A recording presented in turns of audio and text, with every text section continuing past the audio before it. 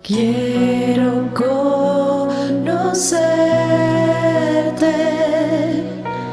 cada día más, a ti, estar en tu presencia y adorar.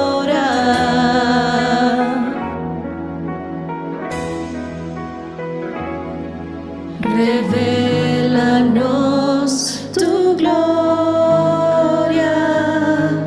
deseamos ir mucho más en ti, queremos tu presencia,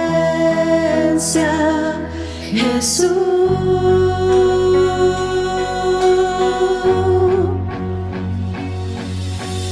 Al que está sentado en el trono, al que vive para siempre y siempre, sea la gloria, sea la honra y el poder, sea la gloria, sea la honra y el poder.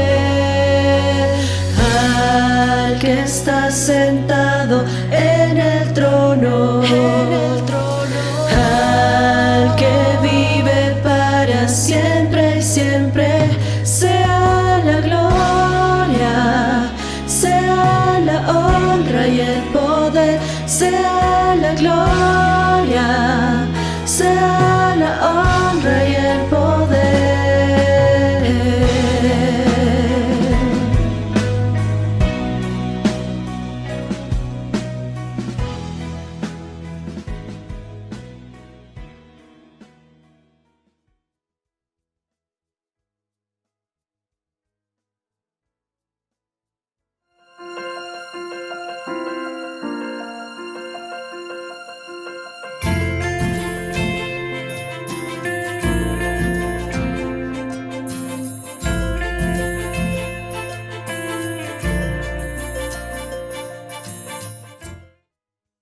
Y esta es la Santa Cena, conocida también tradicionalmente en el mundo católico, la Eucaristía. Pero la palabra significa lo mismo, es la Cena del Señor, aquella que celebró la noche antes de que fuera tomado preso para ir a la cruz. Se reunió con los discípulos y les dio las indicaciones de qué es lo que se tendría que hacer hasta que Él venga otra vez. De manera que cada cena significa el anuncio de su segunda venida. Y cada cena es el recordatorio de lo que Él hizo por nosotros en la cruz, dando su cuerpo y entregando su sangre. Dice la palabra de Dios en 1 Corintios del capítulo 11. La historia la narra el apóstol Pablo, y él va a decir: porque yo recibí del Señor lo que también os he enseñado, que el Señor Jesús, la noche que fue entregado, tomó pan, y habiendo dado gracias, lo partió y dijo: tomad, comed, esto es mi cuerpo que por vosotros es partido, haced esto en memoria de mí. Voy a pedir a nuestro hermano Pablito y Pepito que vengan al lado mío, porque vamos a orar tal como indica su palabra, por el pan y por el vino. Y Pepito a la derecha, Pablito a la izquierda. Y cuando se refiere al pan, Pepito, el Señor dice que tomó el pan, lo partió, dio gracias y oró antes de repartir. Por favor.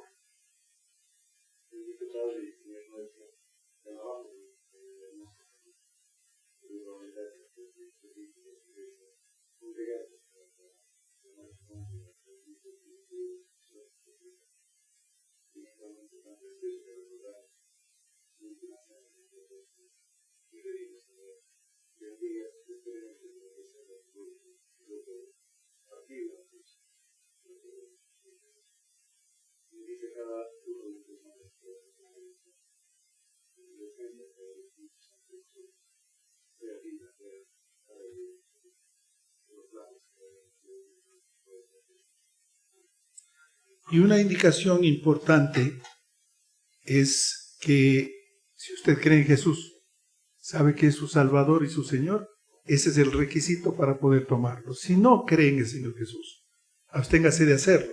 Si usted no tiene la fe puesta en el Salvador, no lo haga. Pero le invitamos a que lo conozca y entonces podrá participar. Pablito, por la izquierda, el centro que está bien gordo esta mañana. Vamos a ver si Fredicito y Anita Eugenia tuvieron buen ojo con el corte del pan. Es un momento especial y me imagino que los apóstoles, al estar presentes en la Santa Cena, tuvieron también ese tiempo.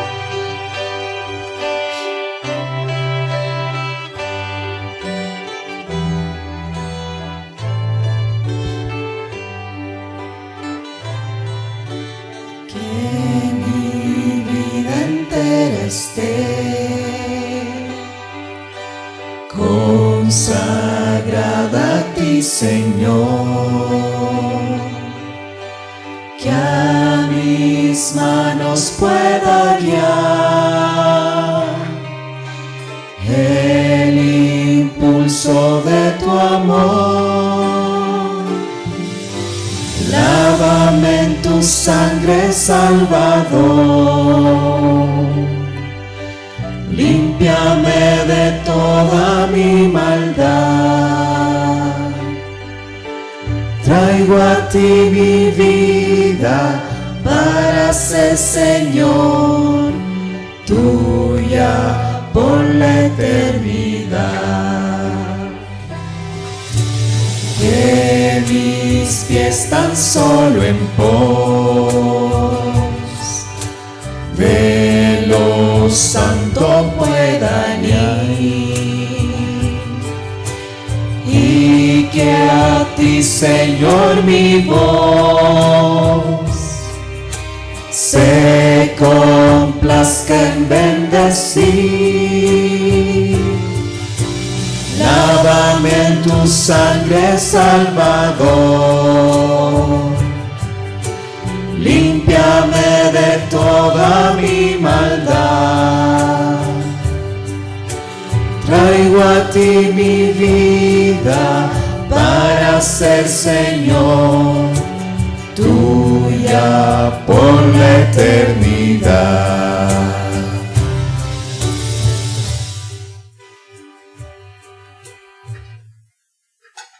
¿Hay alguien que falte de ser atendido con el pan?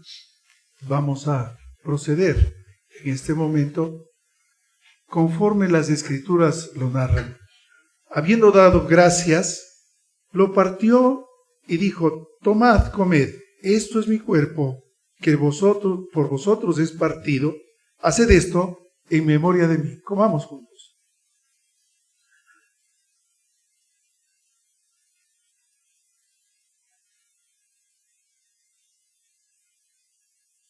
Asimismo, tomó también la copa. Después de haber cenado, procedió dando gracias al Señor por esa sangre que se iba a derramar y que luego se derramó para limpiar nuestros pecados. Por favor, Pablito. Padre celestial, te damos gracias, Señor, por el sacrificio de tu Hijo de la cruz. Siendo un hombre justo, Dios encarnado, tomó nuestro pecado y derramó su sangre preciosa para poder redimirnos de los pecados delante de Dios y establecer un camino para poder tener salvación eterna. Gracias, Señor, por tu sangre derramada, por ese sacrificio enorme de Jesús. Te damos gracias, Señor, para que sepamos recibir en memoria de Jesús y de la cruz. En nombre de Cristo, te damos gracias. Amén. Tengan la bondad de compartir las copas con los hermanos presentes.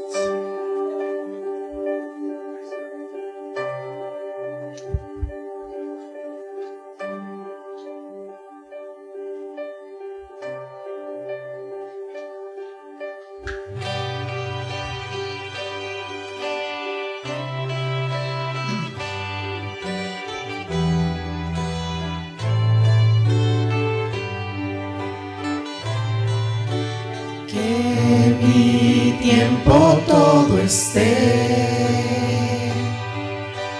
consagrado a tu olor, que mis labios al hablar hablen solo de tu amor. Lávame en tu sangre, Salvador. Límpiame de toda mi maldad. Traigo a ti mi vida para ser Señor tuya por la eternidad. Toma, oh Dios, mi voluntad y hazla tuya nada más. Toma así mi corazón, por tu trono lo tendrás. Lávame en tu sangre, Salvador. Límpiame de toda mi maldad. Traigo a ti mi vida para ser Señor tuya por la eternidad.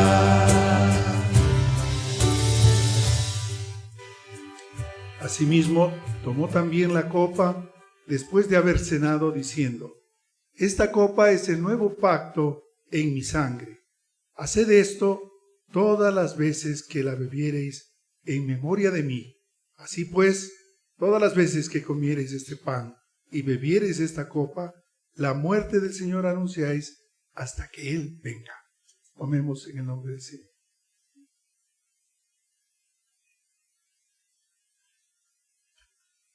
Gracias, Señor Jesús, por la vigencia de tu presencia en este mundo. Es indiscutible. Para aquellos que tenemos fe, nos movemos bajo esa gracia. Y tú no dejas de actuar. Estás presente. En tu nombre celebramos esta cena como tú lo indicaste, Señor Jesús. Y anunciamos tu segunda venida. En tu nombre, gloria a Dios. Amén. Tenga la bondad de recoger las copas.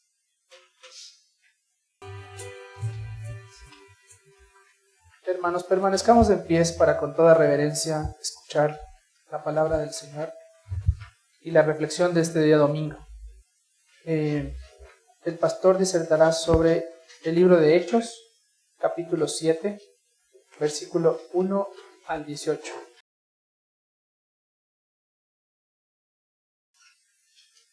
El sumo sacerdote dijo entonces: esto es así. Y él dijo: varones, hermanos y padres, oíd, el Dios de la gloria apareció a nuestro padre Abraham, estando en Mesopotamia, antes que morase en Harán, y le dijo: sal de tu tierra y de tu parentela y ven a la tierra que yo te mostraré. Entonces salió de la tierra de los caldeos y habitó en Harán, y de allí muerto su padre, Dios le trasladó a esta tierra en la cual vosotros habitáis ahora, y no le dio herencia en ella ni aun para asentar un pie, pero le prometió que se la daría en posesión y a su descendencia después de él, cuando él aún no tenía hijo. Y le dijo Dios así, que su descendencia sería extranjera en tierra ajena y que los reducirían a servidumbre y los maltratarían por 400 años. Mas yo juzgaré, dijo Dios, a la nación de la cual serán siervos, y después de esto saldrán y me servirán en este lugar. Y le dio el pacto de la circuncisión, y así Abraham engendró a Isaac y le circuncidó al 8º día, e Isaac a Jacob y Jacob a los 12 patriarcas. Los patriarcas, movidos por envidia, vendieron a José para Egipto, pero Dios estaba con él y le libró de todas sus tribulaciones, y le dio gracia y sabiduría delante de Faraón, rey de Egipto, el cual lo puso por gobernador sobre Egipto y sobre toda su casa.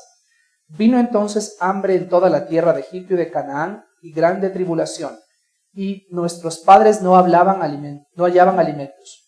Cuando oyó Jacob que había trigo en Egipto, envió a nuestros padres la primera vez. En la segunda, José se dio a conocer a sus hermanos y fue manifestado a Faraón el linaje de José. Y enviando José hizo venir a su padre Jacob y a toda su parentela en número de 75 personas. Así descendió Jacob a Egipto, donde murió él y también nuestros padres, los cuales fueron trasladados a Siquem y puestos en el sepulcro que a precio de dinero compró Abraham de los hijos de Hamor en Siquem. Pero cuando se acercaba el tiempo de la promesa que Dios había jurado a Abraham, el pueblo creció y se multiplicó en Egipto, hasta que se levantó en Egipto otro rey que no conocía a José. Oremos, hermanos. Padre Santo, gracias por darnos la gracia, Señor, de poder leer tu palabra, reflexionar en libertad, Señor, sin ser oprimidos, Señor.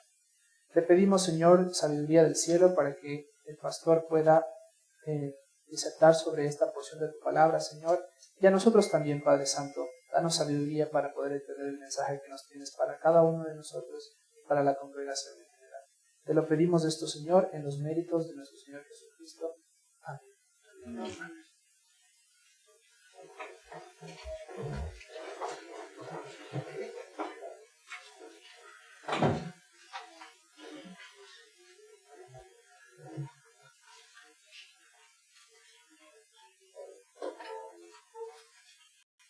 Me da mucho gusto ver a todos acomodados y compartiendo estrechamente la amistad.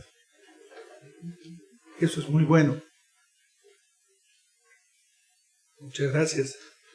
Pueden haber más sillas acá adelante, entonces. Me acuerdo en esos tiempos cuando subíamos en los buses interprovinciales y el chofer ya veía lleno el bus, decía, pongan los intermedios. Entonces metían una banquita entre todas las filas. Acá va a hacer falta intermedios porque ya estamos aquí con el espacio. Pero qué gloria para el Señor también ver a su pueblo persistiendo en lo que es la adoración, el culto a Él y el aprendizaje, desde luego, que a nosotros nos corresponde impartir. He disfrutado como nunca de esta narración. Y yo quiero a ustedes anticiparles que el mensaje puede durar largo. Solo quiero contarles un poco la referencia. Se habían nombrado los diáconos en ese tiempo y el mayor de ellos era Esteban, del cual la Biblia dice que era un varón de buen testimonio, lleno del Espíritu Santo y de sabiduría. 3 elementos que lo habían puesto por encima de todos. Y precisamente es a él, a la cabeza, dirían los acusadores, al cabecilla, que le ponen atención y lo comienzan a perseguir. Lo detienen. El gran sacerdote sentía amenazada toda su autoridad en ese tiempo y entonces dijo, aquí hay que cortar por lo sano. ¿Quién es el cabecilla? Esteban. Y a Esteban lo someten a un juicio otra vez, para variar. El gran sacerdote va a ser el que reúna a todos y dice, varones, hermanos y padres. Esteban se defiende porque lo tenían ahí. Se refiere a todos y les dice, escuchen. Y va a argumentar lo que nosotros llamamos la apología, en la cual uno hace la defensoría de lo que tiene. Y Esteban dice, pónganse cómodos ahí y escuchen. Cuando él anticipa esto, se me hace a mí que él está viviendo una película que la conoce al revés y al derecho, como usted conoce la suya. Si nos comenzamos a preocupar de conocernos, podemos preguntar a cualquiera, cuénteme la historia de su vida. ¿Dónde nació? ¿Cómo fue que fue en esa ciudad? ¿Quiénes eran sus padres? ¿Cómo sucedió? ¿Y la infancia dónde estuvo? ¿Y su juventud? Y uno puede pasarse horas escuchando. Y entre más interesante sea la historia, se fue el tiempo. Pues Esteban sabía la historia del pueblo de Dios al revés y al derecho. Y les dijo a los que le estaban acusando, dice, mire, tomen asiento, acomódense, porque yo voy a contarles en mi defensa de lo que me acusan. ¿De qué le acusaron? le acusaban de decir que Jesús vendría a destruir todo lo que estaba construido y que estaba cambiando todo lo que enseñó Moisés. De eso le acusaban. Como la historia de Jesús estaba ahí prácticamente al pie, no había mucho que argumentar. Entonces Esteban dice, me hablan de que estoy cambiando lo que Moisés ha ordenado. Pues ahora escuchen, les voy a contar. Desde el comienzo, cómo arrancó todo esto. Y les voy a narrar la historia de Abraham. Abraham es el gran jefe de las religiones monoteístas. Cristianos, judíos, islámicos. Todos reverencian a Abraham. Yo me temo muchas veces que el Papa actual tenga la visión que tenían los judíos de ese momento. Invocar a Abraham como el gran padre porque era en donde se confluía. Por eso quiere reunir a las tres religiones monoteístas. Ese es el alboroto el día de hoy. Pero acá Esteban dice, miren, todo comenzó así. Nuestro Dios Padre se presentó a Abraham, que vivía lejos con los caldeos, porque él viene de Ur de los caldeos. Y le llamó y le dijo que caminara para otra tierra. Abraham escuchó la voz de Dios y obedeció y agarró todo lo suyo, su familia, todos los tereques, como diríamos hoy, y arrancó, confiando en que ese Dios le había llamado. Y Esteban les decía esto a todos los asistentes. Este Abraham era muy singular, porque iba a ser constituido el padre de todas estas naciones. Y sigue con la narración. Salió de la tierra de los caldeos y habitó en Harán, y de allí, muerto su padre, Dios le trasladó a esta tierra, donde está Jerusalén. Es decir, no había avión, no había tren, a pie. Largas caminatas, llevando todo. Llegó desde su ciudad natal, allí en Caldea, a Jerusalén. Y entonces dice, hagan caso de lo siguiente, porque Abraham es el padre de quien va a ser el que geste la conformación de este pueblo. Y va a tener 2 hijos. Y entonces le hace la historia. Dice, mire, es que no podían tener hijos con Sara. Y entonces apareció la empleada y Sara le dijo, bueno, ten hijos con ella. Y ustedes ya saben la historia. De ahí nace Ismael, el padre de todos los palestinos, y después todos los árabes, y después todas esas naciones inmensas que se constituyeron alrededor de eso. Porque a Abraham, que no podía tener hijos, Dios le dijo, yo multiplicaré tu descendencia y te voy a dar toda la tierra. Todo esto sabían los que le estaban acusando, pero Esteban no quería quedarse corto. Dice, yo quiero que sepan, y sepan una vez por todas, que Dios es el que mueve todo esto. Y entonces Abraham tuvo luego a su otro hijo. Primero tuvo Isaac, que vino entonces como heredero de este gran padre Abraham. Y entonces comenzamos a hablar de un Dios de Abraham, de Isaac, de Jacob. Y en la historia les dice a todos los que le escuchaban, acuérdense que es el mismo Dios que está sobre ellos. Y no eran perfectos. No. Eran hombres como cualquier otro, pero Dios los había escogido. Esa era la diferencia. Y en un momento dado ellos hicieron un alto y dijeron, sí Señor, vamos a escucharte y vamos contigo. Pero no se queda ahí, dice, bueno, ya saben de Abraham la historia, ya saben cómo estamos metidos en este asunto. Abraham engendró a Isaac, le circuncidó al 8º día y dejó implantado un pacto que debería cumplirse.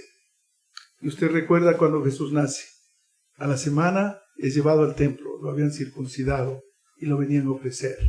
Y se acuerdan toda la alabanza que hubo ahí cuando el Señor se presentó recién nacido. Tema que nosotros lo recogemos porque no bautizamos niños, sino que presentamos niños, por esta razón.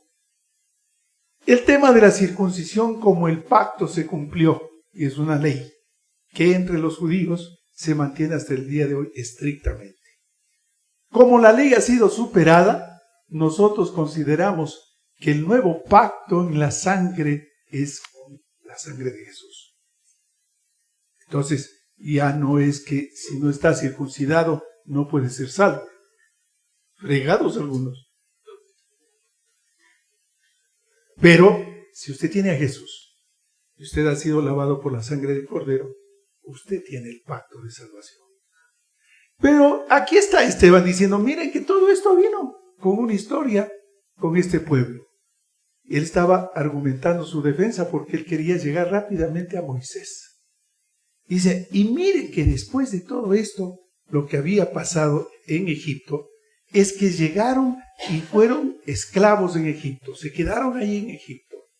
Y ahí entonces surgió un rey, y había pasado las historias en donde estaba comprometido también José.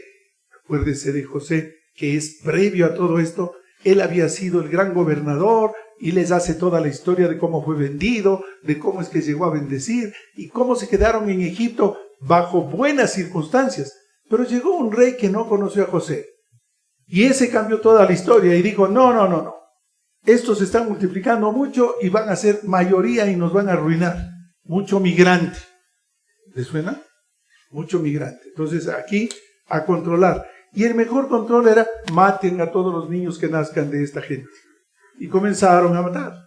Surge la historia de Moisés, que quiere decir el salvado de las aguas. Porque lo escondieron en una canastilla, lo encontró la mujer de la hija del faraón, lo procrió, lo tuvo en el palacio. El jovencito de 20 años era todo un faraoncito, porque había estado como faraón criado. Pero luego de eso viene esta historia que ustedes saben. Si yo les doy la palabra, ahí no acabamos. Él termina siendo reconocido como judío y le quitan todos los derechos de un egipcio. Y su pueblo tampoco lo reconoce porque él cuando quiso intervenir, uno que había estado viendo lo que le mató a ese egipcio, dice, lo que tú quieres es matarnos a nosotros como ese egipcio. Y Moisés, siendo un importante en la tierra de Faraón y en la casa de Faraón, tiene que quedarse sin ningún título. Aprendió a tener y luego tuvo que obligarse a no tener. Aprendió a ser para después dejar de ser. Y entonces se detiene Esteban.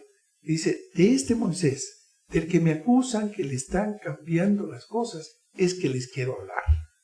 Porque Moisés, 40 años, había pasado en estas circunstancias y fue desterrado y nadie le quiso ver. Y a los 40 años después, es decir, cuando tenía 80, el Señor le llama para que sea el líder y que saque al pueblo de la esclavitud. Oiga, Lidia podrá calificar bien a estos gerontólogos de hoy que dicen que los viejos hay que botar a la basura. Ya han oído, ¿no?, ese discurso de las grandes autoridades del mundo. Y todo el mundo dice, ya no. Aquí las cosas para los jóvenes, los viejos, que se mueran. Había una canción en nuestro tiempo, se mueran los feos. Ahora es cuando se mueran los viejos, porque ya como desecho. Y dice la narración de Esteban, 80 años de Moisés. Cuando escuchó la voz de Dios, le dijo Moisés, tú vas a ser el gran líder. Tú vas a sacar de la esclavitud a tu pueblo. Y Moisés, a los 80, yo no he llegado todavía ahí, pero ya me imagino cómo será si a los 70 estoy así, a los 80, ¿qué?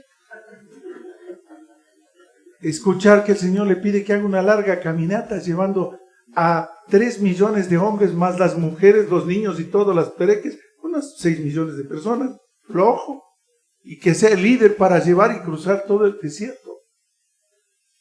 ¡Qué empresa! No, Moisés dijo no, pero él tuvo que rendirse delante del Señor. Él tuvo que reconocer que había sido salvado de las aguas. Él tuvo que reconocer que el Señor lo había preparado para esto. A mí me encantan los proyectos de largo plazo, no las cositas cortas. Creo que los proyectos de largo plazo son los que vale la pena invertir. Si yo acepto a Cristo es para tener vida eterna, por eso me gustan los largos plazos. Yo pinto para una vida eterna. No sé usted. Pero si usted tiene el mismo sueño, no se atranque en los proyectos chiquitos. No, métase en una empresa que vale la pena. Yo estoy soñando en el día que tumbemos estas paredes y levantemos un templo. Bien grande. Pero vamos de a poquito. Pero el proyecto es largo. Y a lo mejor no estemos para eso. Estarán esos niños, estarán los jóvenes, que esperamos que aparezcan otra vez. Pero los sueños son así. Y Esteban dice, ese Moisés, ese fue el de los sueños largos. Porque él emprendió la carrera a los 80 años, tuvo que escuchar a su suegro para organizarse, es decir, tenía sensibilidad, sabía escuchar el consejo. Y entonces él se organizó y toda esta cosa fue a dar una tremenda vuelta. Porque el pueblo obviamente no era dócil. Él va a decir esto a los que le están acusando. Ustedes son judíos. Y ustedes han sido guiados por Moisés, así no lo quieran. Y ustedes en su momento se olvidaron de lo que Moisés estaba indicando. Él trajo las tablas de la ley y no la quisieron respetar. Y mientras él estuvo en el monte Sinaí recibiendo las tablas de la ley, ustedes en cambio fabricaron ídolos y transportaban a Moloc y a Renfá. Pues yo me quedé pensando, digo, a ver, ¿y estos de dónde? Claro, Moloc era el dios de los caldeos, ante el cual había que sacrificar hombres, especialmente niños. Los sacrificaban al fuego, ese era Moloc. Entonces hacían unos altares, imagínense la barbaridad. El pueblo se había desviado y comenzó a adorar a estos dioses, idolatría. Renfá era el otro dios, y este dios era el dios de las estrellas. Según la historia dicen que la traducción alababan, honraban a Saturno, porque ya eran astrólogos. Encontraron a Saturno y les llamaron el Renfá. Y estos dos eran los que representaban los ídolos de mayor contención. El uno con mucho sacrificio humano, matando niños, y el otro con la naturaleza, el panteísmo. Caramba, dije, qué coincidencias. En este tiempo escucho alabar a la Mama Pacha o a la Pachamama. Me da igual. Le queda bien. Se dan por inventar cultos raros. Leí hoy una noticia que en Santa Fe de Bogotá está causando furor la iglesia a Satanás. Ya sin ningún enfado. Iglesia de Satanás, tremendos cultos, y la novelería la gente entra. Esto no ha pasado.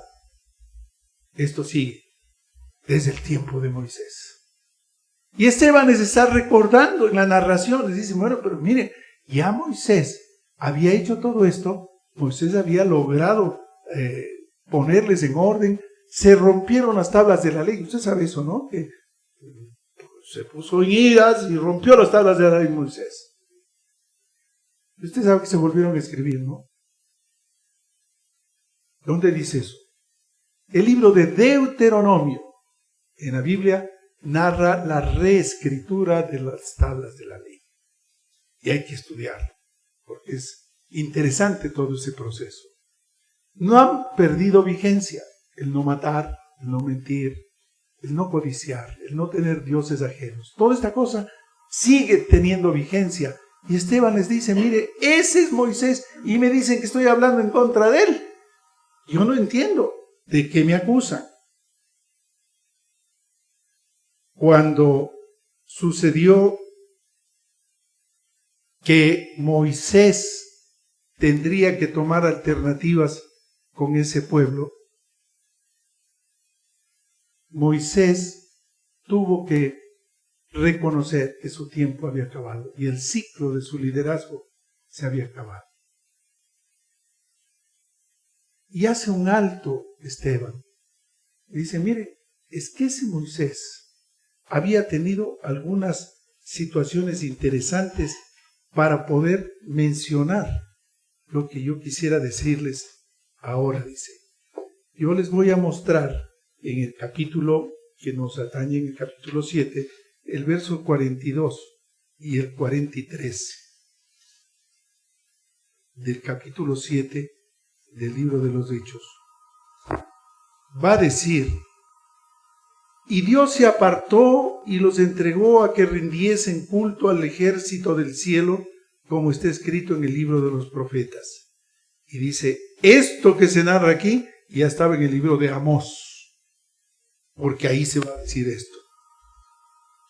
¿Acaso me ofrecisteis víctimas y sacrificios en el desierto por 40 años, casa de Israel? ¿Cuándo me ofrecieron a mí un sacrificio? Lo hicieron a Moloc. Antes bien llevasteis el tabernáculo de Moloc y la estrella de vuestro dios Renfán, figuras que os hicisteis para adorarlas. Os transportaré pues más allá Babilonia. Y por eso tuvieron que ir a parar a Babilonia, secuestrados en Babilonia. Entonces este es uno de los momentos cruciales en la narración de defensoría que está haciendo Esteban. Dice, ustedes no es de ahora que han tenido este problema. Este problema lo vienen trayendo desde el pasado y ustedes están revolviendo otra vez, dice a los sacerdotes. Están desconociendo el culto a Dios. Me están acusando a mí de acabar con lo que Moisés enseñó. Y es mentira, señores. Yo no estoy hablando mal de Moisés ni terminando lo que Moisés había dicho.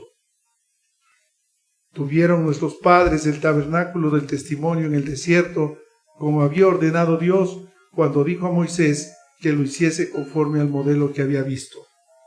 Cuando sucedió esto del transporte del pueblo en todo el desierto y las luchas tenaces que tenían con los pueblos que iban atravesando, el Señor les dio una indicación: van a construir el arca. Y van a construir ese arca. Y en esa arca estaría concentrado el poder de Dios. ¿Qué tenía el arca? Las tablas de la ley.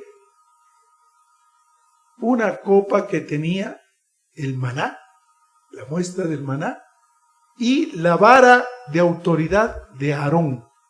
Eso tiene el arca. Y eso era sagrado. Porque cada una de esas cosas significaba lo que Moisés había vivido y lo que Moisés había tenido. Esos tres elementos significan que primero el Señor le había dado la ley, que no había expirado. Ahí está, en el arca. Segundo, la copa que tenía el maná era el poder de Dios cuidando a su pueblo de día y de noche. De día una gran nube para que el sol no les cocinara.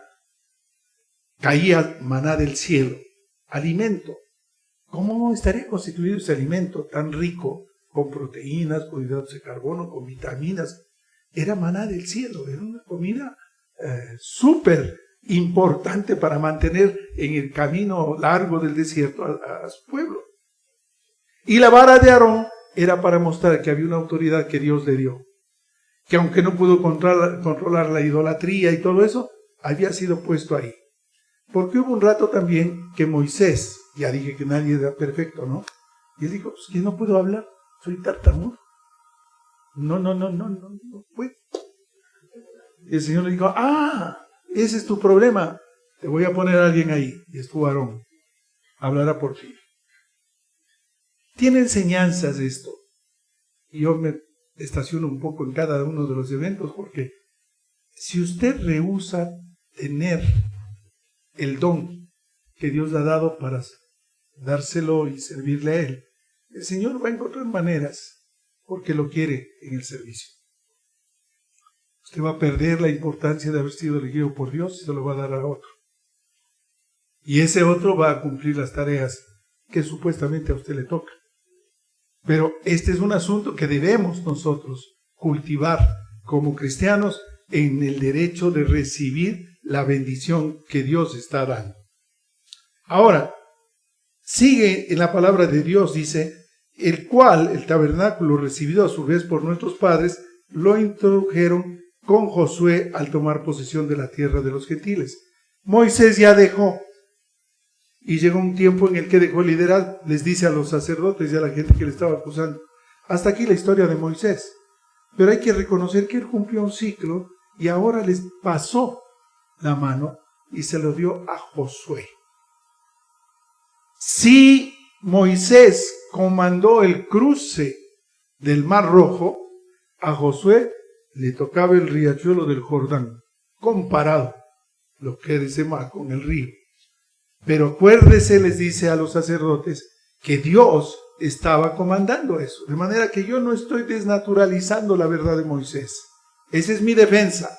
Yo no estoy hablando mal de Moisés, solo estoy narrando lo que he visto. Y a grandes trazos, Esteban dice, es que yo sé esa historia. A mí no me pueden confundir.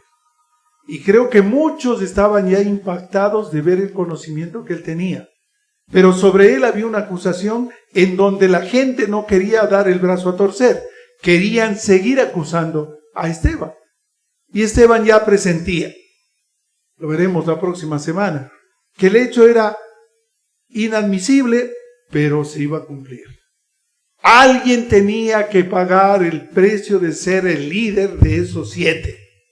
Alguien tenía que ser señalado como el cabecilla de la insubordinación ante los judíos. De ellos decían que no se cumplía la ley y a alguien había que castigar. Pues Esteban, obsecuentes en su verdad, no veían lo que estaba presentando Josué.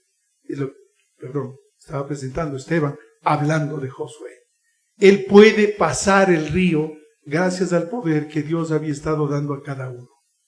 Y eso ustedes no lo ven. El día de hoy, dice Esteban, ustedes siguen con su idolatría.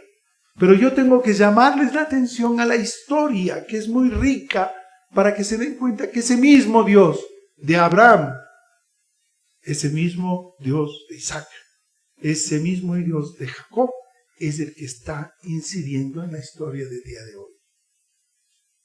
Echa a mirar un poco la historia de nuestros días y lo que hemos dicho respecto a estos desatinos, desafueros y monstruosidades que se ven, que pretenden reemplazar al culto del Señor. Están pasando de ser irracionales. Pero también da gusto escuchar a mucha gente valiosa que está diciendo que es Dios quien debe gobernar. En medio de la política, en medio de la economía, en medio de todo lo que haya, es Dios quien tiene que gobernar y tiene que hacer. Primero en mi vida, luego en la vida de esto hermoso que llamamos nuestra patria y en el mundo entero. Pero dejémonos llevar por el Espíritu Santo. El Espíritu Santo es el que inspira, Él es el que pone el querer y el hacer. Y uno tiene que lanzarse con fe en los proyectos que el Señor nos pone. No importa el tiempo. No importa si yo digo, es un proyecto para Siloé de 30 años. Yo a los 100 no llego. Y yo no sé usted. Pero si ese es el proyecto del Señor, ven un Josué. Y si tenemos que pensar en dónde está ese Josué, hay que orar. Señor, levántalo, tráelo. El proyecto es predicar el Evangelio. Que Quito tenga un epicentro de verdad. Y yo creo que muchas iglesias como las nuestras tienen la verdad y están en la misma búsqueda. Las generaciones van pasando, el tiempo se mueve aceleradamente y dicen que cada vez es mayor la velocidad que está adquiriendo, porque es cierto, ni aún amanece y ya anochece. Comenzó la semana, se acabó la semana. Comenzó el mes, ya estamos en septiembre. Ya mismo Navidad y otra vez, y la cosa está rápida. ¿Cómo no pedir al Señor de los cielos que nos dé el Josué que le dio a Moisés? Porque es tiempo de hacer el proyecto en el corazón primero. Para el Señor el problema no es económico. A mí no me mueve el tema porque aprendí a vivir teniendo y no teniendo. Y cuando el Señor abre, abre y da. El Señor tiene todo. Pero es la fe que a nosotros nos puede. Porque si no pedimos con fe, fíjese usted lo que dice Mateo. Pedid y se os dará. Mateo 7. Pedid con fe y recibiréis. Entonces es pedir, tener fe y recibir. 3 pasos concretos. Esteban estaba poniendo su cuerpo a disposición, siendo quien era. Tremendo varón. Los jueces implacables no le van a escuchar, o si lo escuchan no le van a dar la importancia. Dice la narración bíblica, pues la veremos el próximo domingo, que se enardecieron, porque él contó toda la historia de Abraham hasta Moisés. Él no llegó a contarles nada más. Es curioso, pero la narración termina ahí, con Josué. Dices que ahí vino la posta. No es el asunto de un hombre que pueda transformar todo. En cada periodo el Señor va a usar a uno, a muchos. Pero van a pasar y van a venir otros, porque esa es la historia de la humanidad. Y Dios incansablemente está presentando la alternativa. Cree en el Señor Jesucristo y serás salvo tú y tu casa. No hay otra alternativa. Y tenemos que ser firmes en esa comisión. No de gana estamos aquí, hermanos. Yo no he hecho nada por traerles. Ustedes vienen porque vienen para adorar a Dios, como yo. Y nosotros nos sentimos convocados por el amor de Dios, por el Espíritu Santo que nos motiva, por la seguridad de una salvación, porque todos, créeme que todos vamos a dormir. Pero si lo hacemos en el Señor, repito, mi proyecto es de larga vida eterna. Y yo quiero descansar en eso esta mañana. Y quiero decirles que volvernos a encontrar en este local, que parece chiquito, será el comienzo del proyecto que Dios tiene. Esteban ofreció su vida. Yo quiero que usted ofrezca la suya. En el tiempo que le queda. Porque a lo mejor en el mundo la reflexión es diferente. Si ve, no seas tonto, ya tienes 70, gozar los 10 que te vienen. ¿Qué es el gozar para el mundo? Para mí el vivir es Cristo. Morir es ganancia. Y cuando estamos convencidos de eso, la vida tiene otro color. Cada día es emocionante y es lindo, porque sé que el Señor está conmigo. Y yo no sé cómo usted se siente. Su proyecto de vida puede ser chiquitito. Puede ser el de la oficina, el de la universidad, el del colegio, una cosa chiquita. Hay el proyecto de vida eterna. Yo les invito a ratificar su fe con convicción y decir, Señor, yo estoy contigo. Yo iré donde tú quieras. Señor, llévame donde tú quieras. Y si es a tu presencia, yo sé que el proyecto se cumple. Yo sé que voy allá. Esa es mi fe. Durante el tiempo del hospital me salió el título de algo que estoy borroneando. Porque he escuchado tanto a los médicos, colegas, hablar en el auditorio de la clase como en el hospital. La medicina en base a las evidencias. Es decir, que si la ampicilina no se probó que cura el estreptococo, el estafilococo, no sirve porque hay la evidencia. Ahí está. Y escucho tanto y tanto que ahí acostado dije, ya sé, Señor, de lo que tengo que hablar. Mi fe basada en evidencias. Porque si estoy aquí, es de evidencia de que Dios hizo muchas cosas en mi vida. ¿Y usted tiene evidencias de que Dios ha hecho algo en su vida? Pues Esteban las tenía y él no tuvo temor frente a semejantes acusadores. Y tengo la evidencia. He sido un varón íntegro, lleno del Espíritu Santo y con sabiduría. Y me están queriendo matar, pues aquí estoy. ¿Sencillo?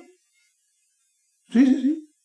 Lo veremos la próxima semana, pero por hoy quiero que se quede con esto. El Señor quiere usar su vida en un proyecto largo, el de vida eterna. Apúntese con eso, póngase en pie para orar y vamos a darle gracias a Dios por esta narración tan hermosa. Si usted quiere saber cómo resumir el Antiguo Testamento, lea Hechos 7 Y póngale atención a lo que dice Esteban en su defensa. Esa es su manera de defenderse, esa es su manera de enarbolar la verdad. Vamos a orar. Señor, gracias por tu palabra buena, por estos relatos que tienen una historia verdadera, pero que impactan en cada sector, en cada sección, en cada persona. Tienen verdades que son inocultables. Moisés fue un escogido por Dios. Abraham fue un llamado por Dios. José fue usado por Dios. Esteban también fue usado por Dios. Yo quiero, Señor, que tú me uses a mí. Quiero que me des un proyecto de larga vida, de vida eterna, con convicción de saber que el paso por esta tierra, tú lo has programado con agenda que viene del cielo. Gracias, Señor, por acompañarnos este domingo y darnos tu mensaje. En tu nombre, Señor Jesús. Amén.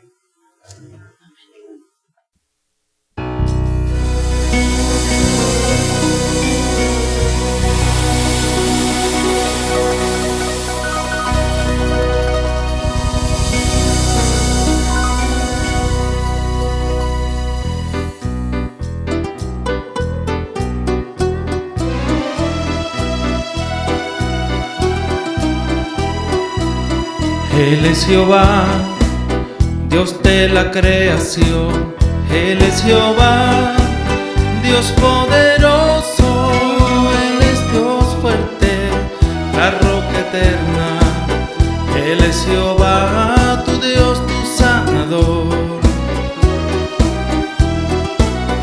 Él es el gran yo soy, el Dios de Abraham. Jehová Shalom, el Dios de paz yo soy, el Dios de Israel, tu Rey eterno. Él es Jehová, tu Dios, tu sanador. Canta aleluya, canta aleluya, canta aleluya, canta aleluya. Él es Jehová, Dios poderoso. Él es Jehová, tu Dios, tu sanador.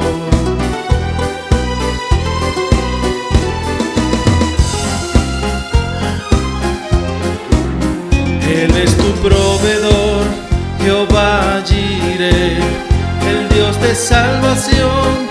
Es el Mesías que entre nosotros testificó de él.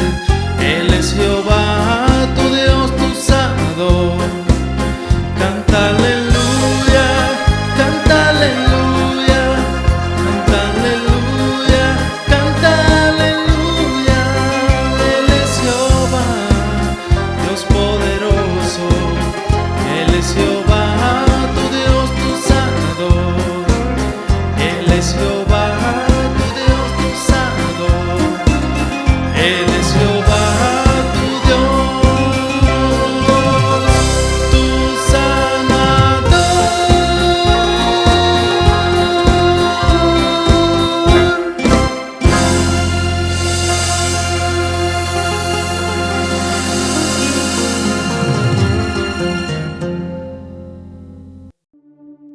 Gracias por participar en esta celebración desde tu hogar.